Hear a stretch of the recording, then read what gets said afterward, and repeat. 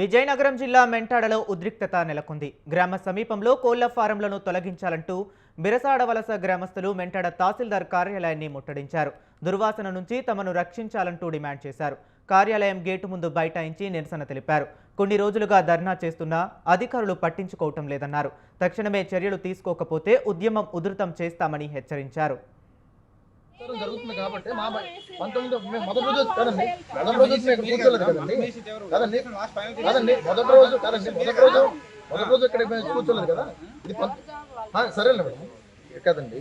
మొదటి రోజు ఇది 19 రోజు మేము చట్టాలు గౌరవించి, అధికారులకు గౌరవించి, న్యాయ వ్యవస్థ అన్నింటినీ గౌరవించి ఇంకా మీకు చెవులు వినిపించట్లేదు, కళ్ళు కనిపించట్లేదు. ఈ రోజు మేము ఇక్కడ కూర్చోలేదు. అంతకు మించి మొదటి రోజు వచ్చేసాం అనుకోండి, మేము ఏదో చేసినట్టు.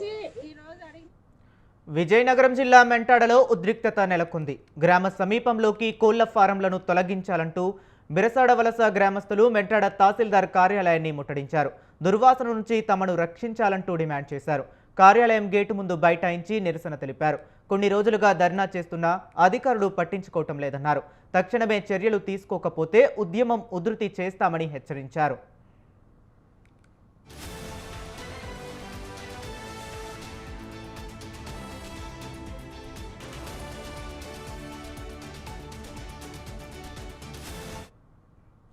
ఇక ఇదే అంశంపై మరింత సమాచారాన్ని మా కరెస్పాండెంట్ పరశురాం అందిస్తారు. పరశురాం, చెప్పండి.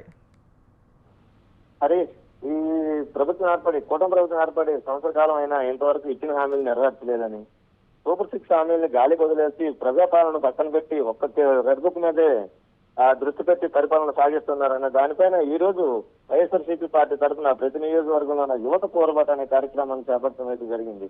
ఇదే కార్యక్రమాన్ని విజయనగరం పార్వతీపురం మండ్యం జిల్లాలో మాజీ ఎమ్మెల్యే అలజని గోగరావు ఆధ్వర్యంలో చేయడం జరిగింది. దీనికి స్టూడెంట్స్, వైఎస్ఆర్సీ కార్యకర్తలు మరియు మహిళలు అందరూ భారీ ఎత్తున వచ్చి కలెక్టరేట్ వద్దకు నిరసనగా తెలియజేయడం కోసం వెళ్తుండగా పోలీసులకు కార్యకర్తలకు మధ్య తగాదాలు అడగడంతో చిన్న గొడవలాగా అయితే జరగడం జరిగింది. అయినా ఎన్నైనా వినతి పత్రాన్ని పట్టుకుని కలెక్టర్ అయితే సమర్పించడం జరిగింది. నిరుద్యోగ వృత్తి ఇవ్వాల్సిన 3,000 ఇవ్వాలని చెప్పేసి, ప్రతి మహిళకు 1,500 అకౌంట్ లో వేయాలని చెప్పేసి, 50 సంవత్సరాలు దాటిన ప్రతి ఒక్కరికి పెన్షన్ ఇవ్వాలని, ఇలా సూపర్ 6 పథకాలు అమలు చేయడంలో విఫలమైన ప్రభుత్వాన్ని నిలదీసే విధంగా మేము కలెక్టర్కి ఫిర్యాదు చేస్తుంటే మధ్యలో ఎందుకు అడుగుతున్నారని చెప్పేసి పోలీసులు జరగడం జరిగింది. అది కాస్త సద్దుమణికి కలెక్టర్ గారికి అప్లికేషన్ ఇచ్చి ఈ కార్యక్రమాలు ఖచ్చితంగా అమలు చేయాలి, గవర్నమెంట్ ఇచ్చిన హామీలను నెరవేర్చాలి అని చెప్పేసి యువత పోరాటంలో తెలియజేయడం జరిగింది. అరే, రైట్, థ్యాంక్ యూ పరశురాం.